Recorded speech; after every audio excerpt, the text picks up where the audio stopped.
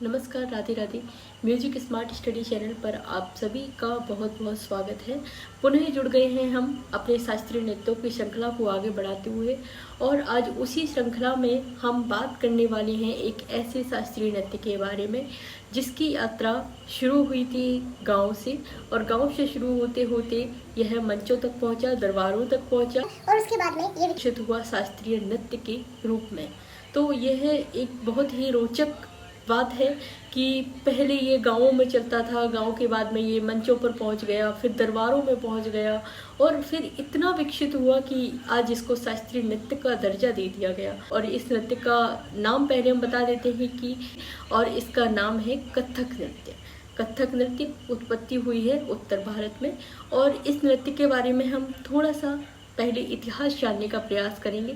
इतिहास जानने का प्रयास हम इसीलिए करेंगे क्योंकि जब हम किसी चीज़ के बारे में विस्तारित जान लेते हैं कि कैसे इसकी उत्पत्ति हुई थी, कैसे ये पहले क्या था, बाद में ये कैसे शास्त्रीय नृत्य बना, तो जब हम किसी चीज़ का बारे में विस्तृत जान लेते हैं तो हमारे दिमाग में वो चीज़ें बैठ जाती हैं और जल्दी चीज़ें याद हो जाती है। क्योंकि रटने, जैसे कि हमने सिर्फ जान लिया कि कथक नृत्य है, उत्तर भारत में इसकी उत्पत्ति हुई थी, इस प्रकार का है, इसके ये कलाकार है, सिर्फ इतना से जाना तो एक रटने जैसा हो गया। लेकिन अगर हम विस्तृत इसका इतिहास भी जान लें तो हमारे दिमाग में ज़्यादा अच्छे से चीज़ें बैठती हैं। और इतिहास जानने का एक रीज़न ये भी है कि जब हम इंटरव्यू में जाते हैं, इंटरव्यू में बैठते हैं, तो इंटरव्यूअर हमसे अगर कोई सवाल कर दें किसी भी चीज़ के बारे में, मान लें कि उन्होंने हमसे कथक नृत्य के बारे में ही सवाल कर दिया कि इसकी उत्पत्ति कैसे हुई थी, या यह नृत्य कहाँ से आया, पहले क्या था, इस तरीके के अगर सवाल कर दिए तो हमारे पास कुछ शब्द नहीं बचते हैं कि हम उनको क्या उत्तर दें। तो उसके लिए भी हमें ये जानना बहुत ज़रूरी है, इससे हमें शब्द मिलते हैं कि कहाँ से उत्पन्न हुआ था। तो इसीलिए हम इसका पहले थोड़ा सा इतिहास जान लेते हैं। इतिहास में हम जानेंगे कि यह नृत्य प्राचीन काल में इसकी उत्पत्ति हुई थी। और प्राचीन काल में क्या होता था कि घुमक्कड़ कुछ कलाकार थे जो कि घूम घूम कर, पहले इसका अर्थ जान लेते हैं। कथक नृत्य का अर्थ है कथा कहना या फिर कहानियाँ कहना। तो जब घुमक्कड़, प्राचीन काल में जो घुमक्कड़ कलाकार थे वो कथाओं के माध्यम से, कहानियों के माध्यम से पौराणिक कथाएं लोगों को सुनाया करते थे, नृत्य को करते हुए, संगीत गाते हुए और झूमते हुए लोगों को ये सुनाया करते थे। उसके बाद में भक्ति आंदोलन शुरू हुआ। भक्ति आंदोलन में क्या हुआ कि भगवान कृष्ण की लीलाएं रास लीला के रूप में ये कथक नृत्यकार करने और गाने लगे। फिर कुछ समय बाद मुगल काल आया, और मुगल काल में हुआ ये कि दरबारों में ये नृत्य पहुंच गया, और दरबारों में पहुंचते ही मुगल काल के समय इस नृत्य पर इस्लामिक और ईरानी प्रभाव आने लगा। जब इस पर ईरानी और इस्लामिक प्रभाव आया तो परिवर्तन हुआ कि इसकी जो विषय वस्तु थी इस नृत्य की, वह भक्ति थी, वो थोड़ा सा परिवर्तित हो गई और प्रेम और सौंदर्य में इसकी विषय वस्तु बदल गई। तो ये इस पर थोड़ा सा बुरा प्रभाव रहा। बुरा हम इसलिए कह सकते हैं क्योंकि हमारा जो भक्ति था, इस नृत्य के माध्यम से हम जो भक्ति करते थे, भगवान की कथाएं कहते थे, वो थोड़ा सा बदल करके प्रेम और सौंदर्य में पहुंच गई। पर उसमें भी कुछ इतना भी बुरा नहीं है कि क्योंकि इसको शास्त्रीय नृत्य का दर्जा मिल गया तो कहीं ना कहीं वो भी एक अच्छी चीज़ है, विकसित चीज़ है। तो लेकिन भक्ति का जो प्रभाव, विषय वस्तु थी, वो इसमें से थोड़ा सा दूर हो गई इस नृत्य। स्वतंत्रता के बाद में भारत सरकार ने इस नृत्य को शास्त्रीय नृत्य की शैली के रूप में मान्यता प्रदान कर दी, और इसको बढ़ावा देने के लिए कई संस्थाएं विकसित की, कई पुरस्कार देने का प्रयास किया, क्योंकि यह नृत्य बहुत ही सुंदर नृत्य था। नृत्य इतना सुंदर होने के कारण इसको भारत सरकार ने शास्त्रीय नृत्य की दर्जा दे दिया स्वतंत्रता के बाद। और इस नृत्य की एक प्रसिद्ध नृत्यांगना थी जिनका नाम था सितारा देवी। तो सितारा देवी को रविंद्रनाथ टैगोर जी ने, जो कि भारतीय नोबेल पुरस्कार के विजेता रहे थे, उन्होंने इनको नृत्य सामग्री नाम से उपाधि दे दी। यानी सितारा देवी को नृत्य सामग्री किसने कहा? वो कहा रविंद्रनाथ टैगोर जी ने, जो कि कथक नृत्य की नृत्यांगना थी। अब हम जान लेते हैं यदि एग्ज़ाम में क्वेश्चन आया कि कथक नृत्य के देवता कौन है, तो हम उसका आंसर करेंगे कि भगवान कृष्ण इस नृत्य के देवता हैं। और इस नृत्य को का एक अन्य नाम भी है जिसे हम नटवरी के नाम से भी जाना जाता है। कथक नृत्य का अन्य नाम है नटवरी नृत्य।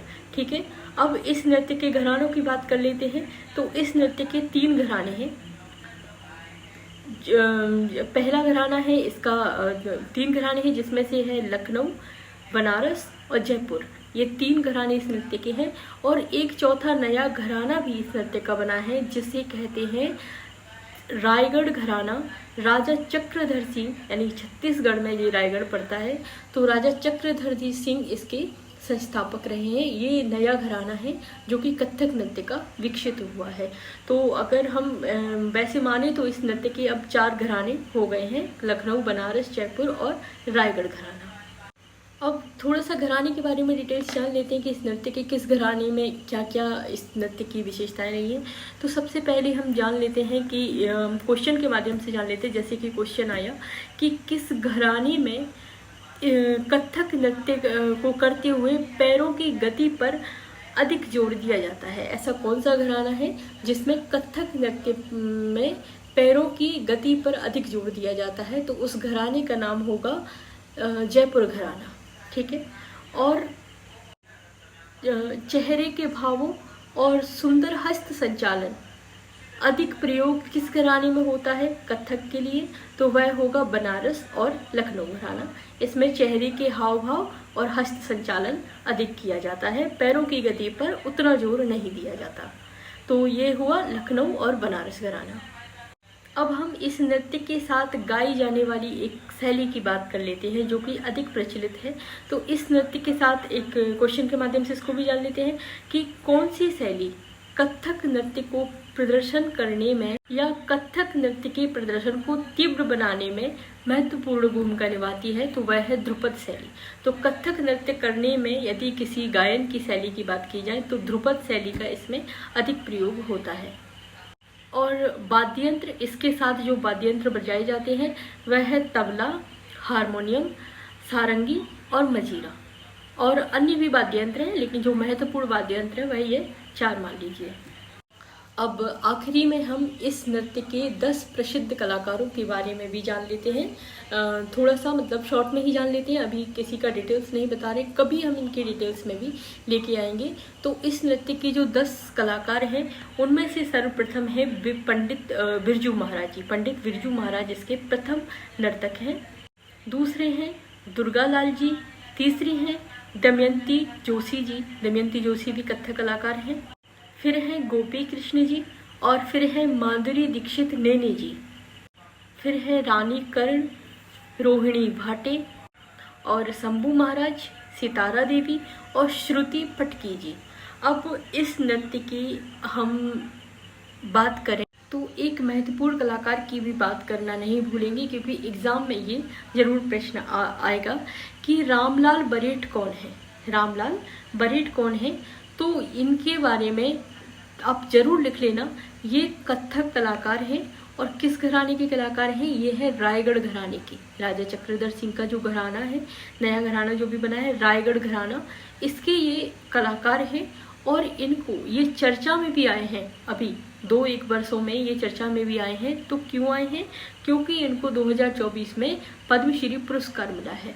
और इन कलाकार की एक विशेषता जो कि बहुत महत्वपूर्ण है, वह विशेषता है कि रायगढ़ दरबार की जो शास्त्रीय नृत्य परंपरा है उनके ये अंतिम जीवंत कलाकार हैं। यानी अगर क्वेश्चन आए कि रायगढ़ घराने के अंतिम जीवंत कलाकार कौन हैं तो नाम आएगा रामलाल बरेठ जी। और ये क्यों है? क्योंकि इनको 2024 में पद्मश्री पुरस्कार मिला है, इसीलिए ये चर्चा में है। ठीक है, आज हमने कथक नृत्य की विस्तारित चर्चा की है। आगे हम दूसरा नृत्य लेके आएंगे। वीडियो ज़्यादा बड़ी हो जाती है इसीलिए सारे नृत्यों को एक साथ नहीं लाए, लेकिन मैंने प्लेलिस्ट बना दिया है। उस प्लेलिस्ट में सारे नृत्यों को एक साथ एक प्लेलिस्ट में मैं डाल दूंगी, पार्ट से 1 पार्ट 2 पार्ट ऐसे करके आप ज़रूर देख लेना। धन्यवाद, राधे राधे, मिलते हैं अगली वीडियो में।